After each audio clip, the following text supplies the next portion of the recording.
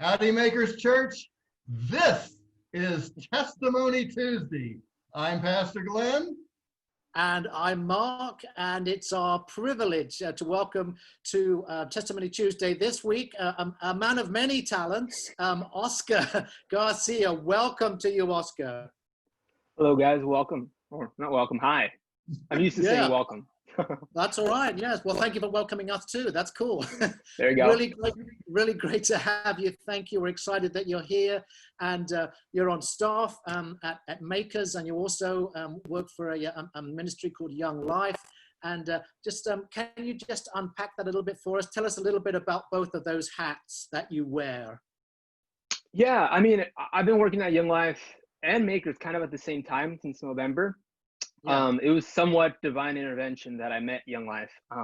Had never heard of them. I had never been to a Young Life club. When whoever doesn't know what Young Life is, it's basically an organization that tries to get on campus to approach students, whether it's middle school, high school, college. And it's just trying to get students to Christ and the gospel and trying to be on that campus. And I had done something similar in high school, but not Young Life. So it was just kind of, I got to Makers almost 2 years ago.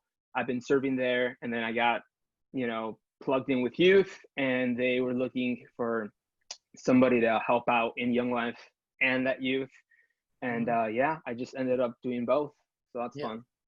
That's great. So you're the youth pastor at Makers then, and then also working with Young Life. And I know you're mentoring kids, I know, and I was just wondering, what are the things that you are finding kind of right now, that are just the issues and the challenges that are facing young people today?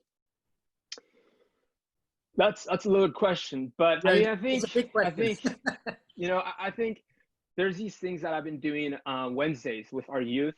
It was called Dudes Nights, which was every Wednesday we would have just guys, just dudes, and then the girls would do their own thing on Saturdays with the girl leaders. And one of these, like the first dude night we ever had, I asked them like, hey, write down on a piece of paper some issues you're having or stuff we can talk about as guys, just guys, like no lady will be in here.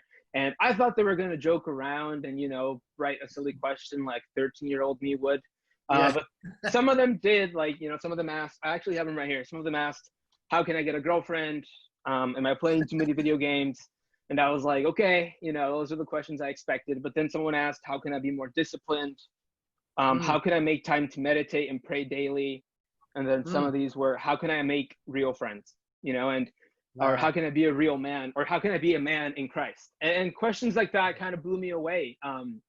These were some of the high schoolers who were asking these questions, not the middle schoolers. But, I still found it very intriguing because these are challenges that our youth are facing. How can I make sure my friends are real? And I think in a world right now where we're kind of captivated by social media and everything's just going 100%, it's hard to slow down sometimes, I'm not a NASCAR fan, but just like in NASCAR, if you slow down for a couple seconds, the car's going to pass you. And likewise, like with the youth, if you slow down the trends or what's happening, if you don't join TikTok, people are going to surpass you and suddenly you're at the bottom of the food chain. And I feel like that's something youth struggle with a lot, is trying to keep up and stay in the zone of popularity. But I might be wrong. That's just what I see. Oscar, talk about keeping up. Have the youth struggled with not being able to meet together? Glenn and I had the privilege of being with the youth one Sunday morning. It was fabulous. But what's it been like since you can't get together now? So in short, the answer is yes. They have had some issues not meeting up, or maybe it's just been a little difficult to not meet up.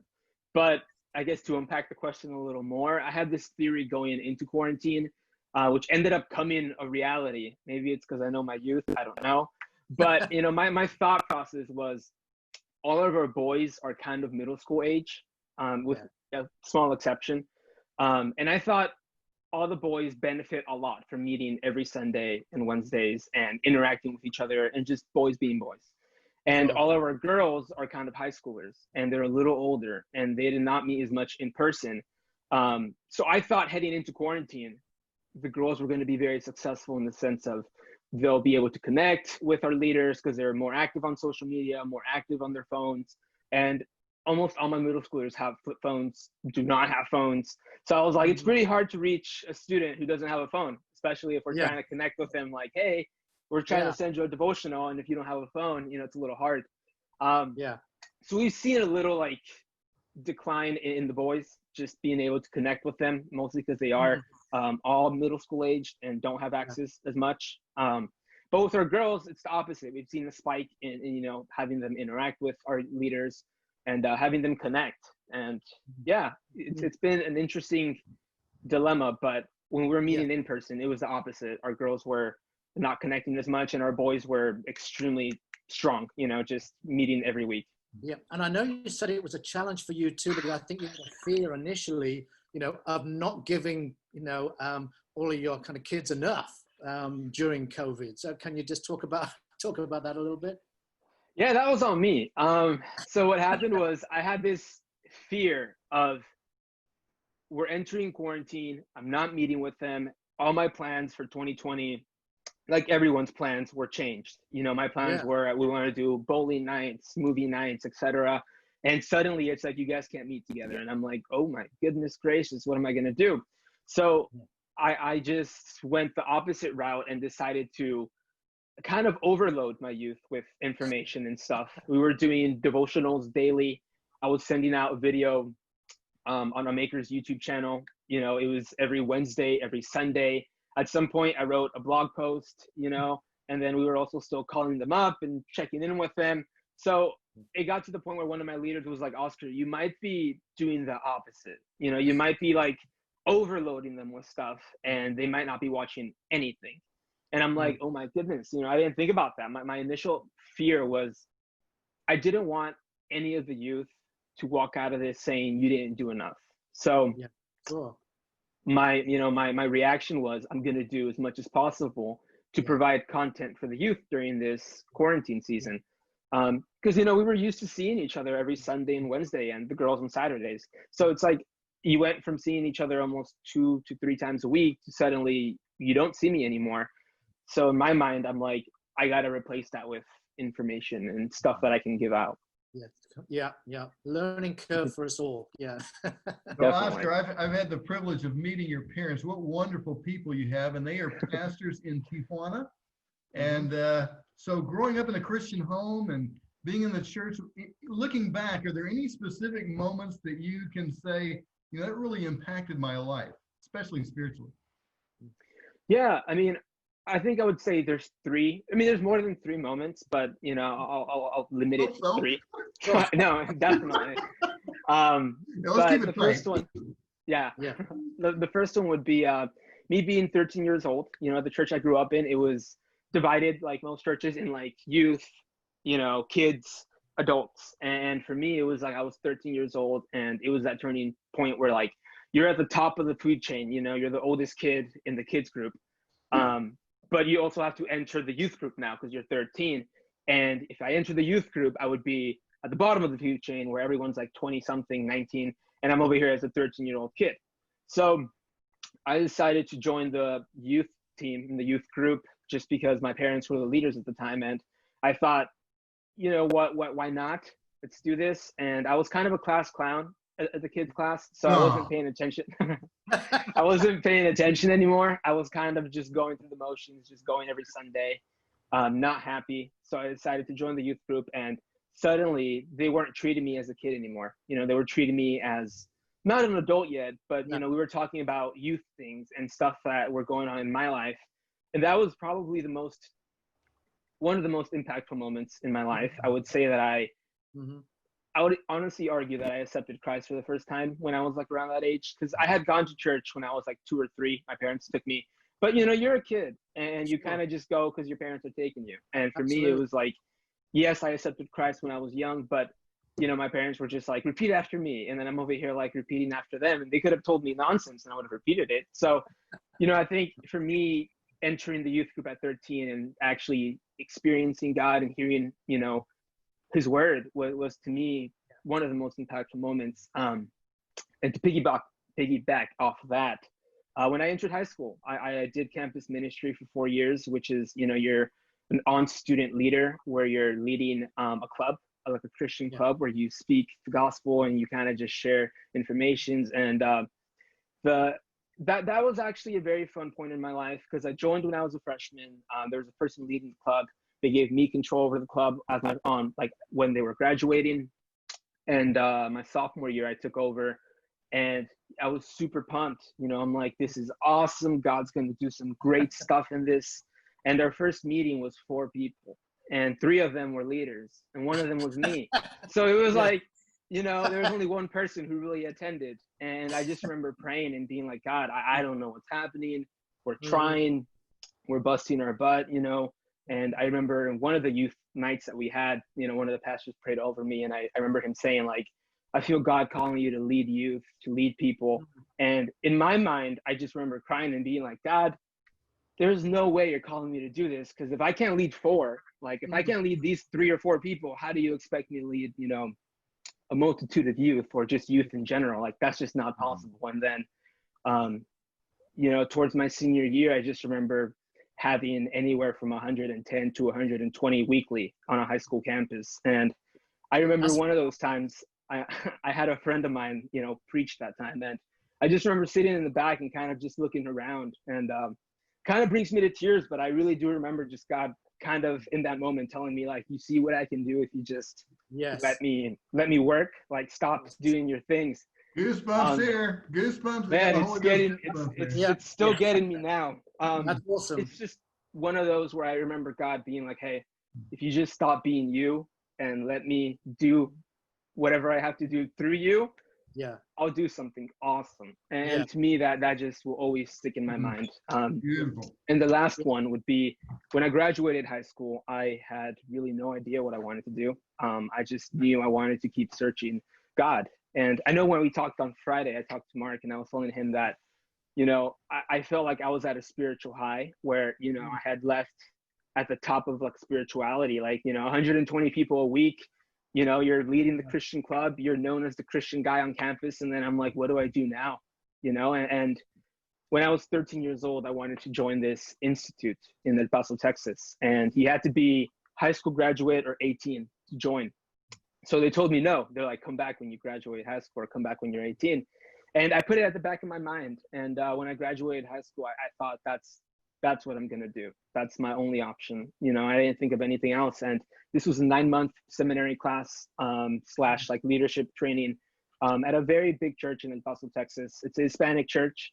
And I went there for 9 months. I lived for the first time alone. I got to experience God. And I think for me, those who may know me at Maker's Church may know that I'm very extroverted, and I talk a lot, and I don't stop talking. So for me, it was a time to really experience my introverted side when it came to getting to know God. I was still my extroverted self. I was still making jokes. I was still talking and keeping up with people, but I, for the first time, got to kind of disappear for a little bit and go to a Barnes and Noble and just read my Bible for a little bit. And I remember, my friends would be like, where are you at, dude? We had this really fun get together and you weren't there. And, me silently, I could just go somewhere else and kind of disappear for a bit. And it was because for the first time in my life, my parents weren't forcing me. Not that they were forcing me, but, they weren't telling me like, hey, you should read your Bible, or, hey, you should pray today. It was just me alone doing my own thing. And it was me getting to know Christ, honestly, like in my own experience. So, those 3 things. That is so powerful, Oscar. That's just so amazing. And I think one of the things that really has struck me is that how early in your life God's call was upon you, for youth ministry. Because even when you were a youth yourself, you were called to minister to youth. And I know also one of the things you mentioned last week that really struck me was the fact that when you said that the gospel to you was always in Spanish. And because your schooling was in English and other things were in English, but everything to do with Christian faith, Christianity, and the gospel was in Spanish. So you had to kind of teach yourself, how to talk about the faith in English. So can you just speak about that? Yeah, so that's actually hilarious because when, I predominantly speak way more English than I do Spanish. My Mhm. schooling is in English. I went to elementary, middle, high, everything in English. I've lived in California my whole life, and the gospel's always been in Spanish to me. I grew up Yeah. in a Hispanic church. You know, my parents are Hispanic. My parents went to Tijuana to, you know, start up a church. And then when I went to seminary, you know, for 9 months or the internship, it was all in Spanish. Like we would speak English. As soon as classes were over, we would all speak English. But then Yeah. as soon as classes started, Spanish. Yeah. So I came back and, you know, I joined Maker's Church. And at first I just didn't click. And it's part of the reason that there was just not a language barrier, but you have to kind of reteach yourself the gospel, you know, Yeah. because you're so used to for over 20 years of listening to the gospel in Spanish that the only verse I really knew in English was like John 3:16, and that's pretty much it. Like everything else was like, I know that verse, I just don't know it in, you know, in English. And to this day, you can ask some of my leaders, you know, when I'm speaking at youth, you know, there'll be times where I'm like, I don't know how to say this in English. Does anybody know the name, or does anybody know what verse it is? Yes. Because, you know, immediately I get like verses popping up in my mind, but they're in Spanish, and I'm like trying to translate them. But Mhm. sometimes it's just having to reteach yourself something so beautiful and so simple, and through that, you know, you get to experience God again Yeah. for the Yeah. first time, like in a Yeah. different way, which is Yeah. awesome. Love that. Wow, I've never thought of that. That's awesome. Yeah. Yeah. Do you dream in English or do you dream in Spanish?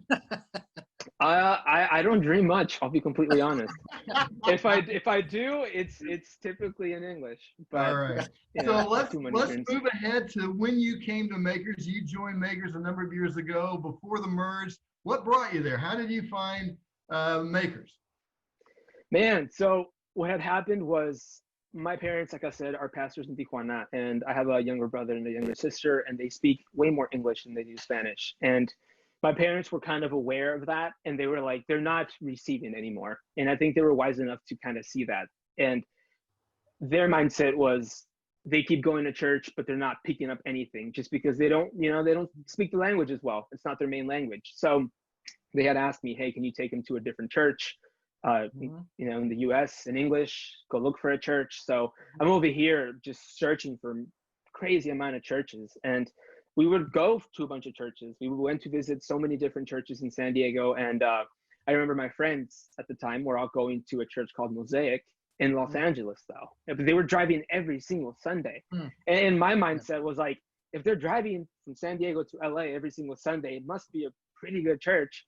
So, you know, I searched up Mosaic San Diego, and it popped up Maker's Church. And I was like, Google has no idea what's happening right now. So I'm like, I erased Maker's Church, and I'm like, Mosaic San Diego.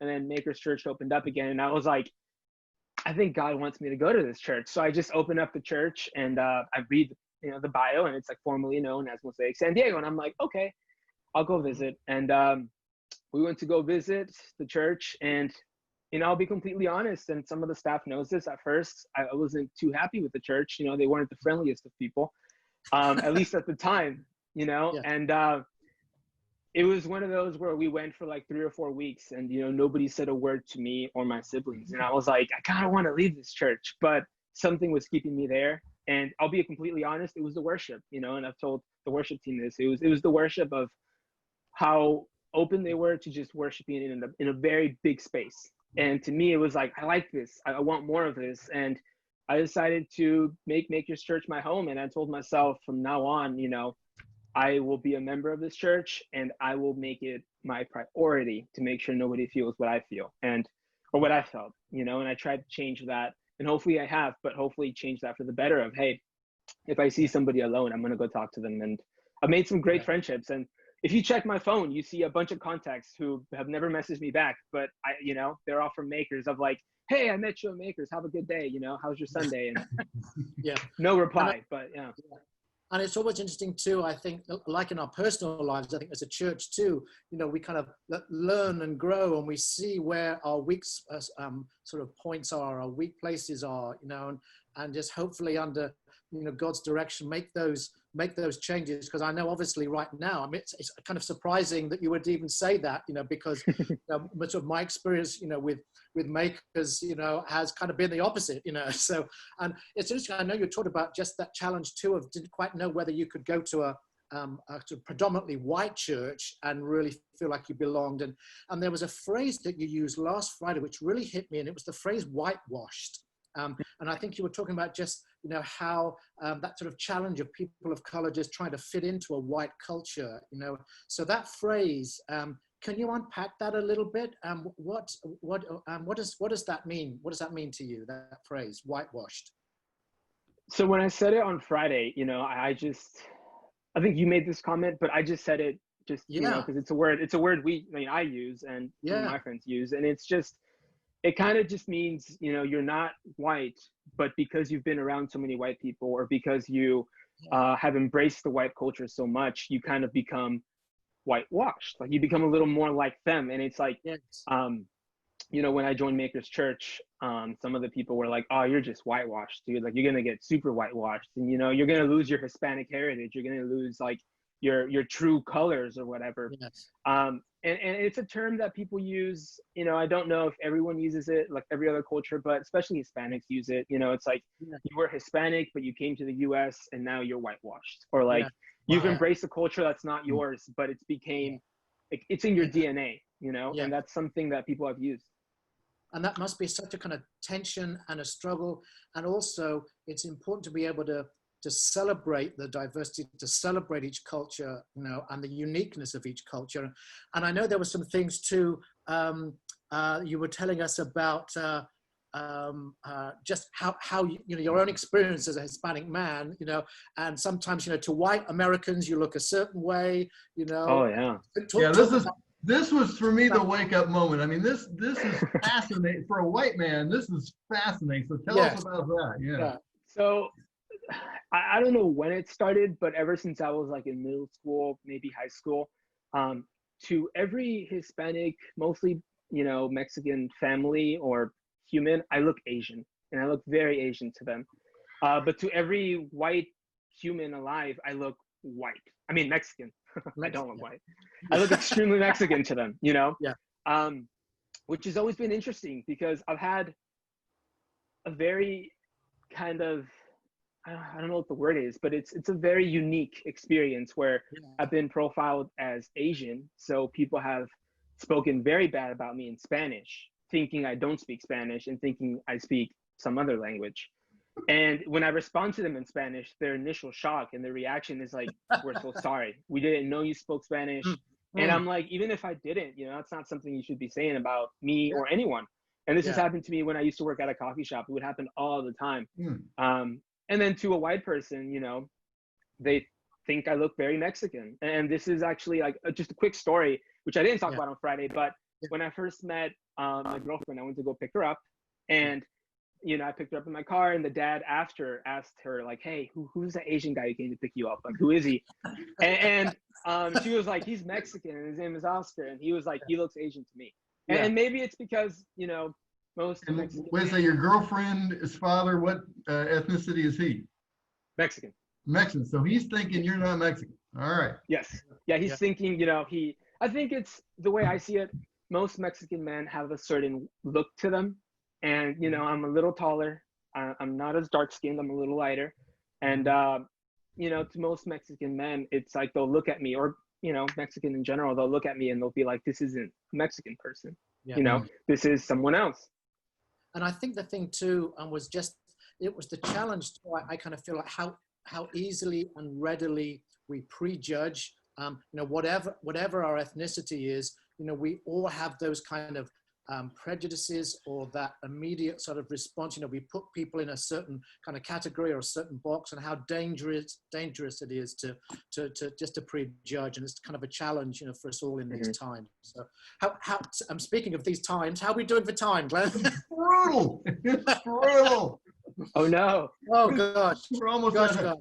Quick question with a one-line answer, Oscar. I know that all the focus is on Black Lives Matter right now. Do you ever get a feeling as not being Black that, well, wait, what about me? What about other people of color? Any thoughts on that real quick?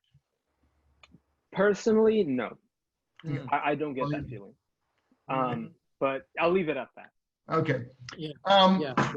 Finally, Oscar, if somebody wants to be involved with the youth at Makers, how can they get in connect with you if they want to do that? Yeah, you guys can, personally message me, oscar@makerschurch.org, or email me, I should say. Mhm. And then follow us on Instagram, Makers Youth on Instagram. You could, find resources on how to connect. Go to makerschurch.com and you can, search on the youth side of it, and email me directly. We are always looking for volunteers to help. We promise our youth is not crazy. They're awesome. They really are. Like I said, Glenda and I've been up there. It is an outstanding ministry. Oscar doing a great job. Can't thank you enough for the courage you had to be part of this interrogation. And for all of you watching, Mark and I will be back next week with another Testimony Tuesday. So for now, we will all say adios. Goodbye. Adios, everyone. So much, Oscar. Goodbye. Bless you. Thank you.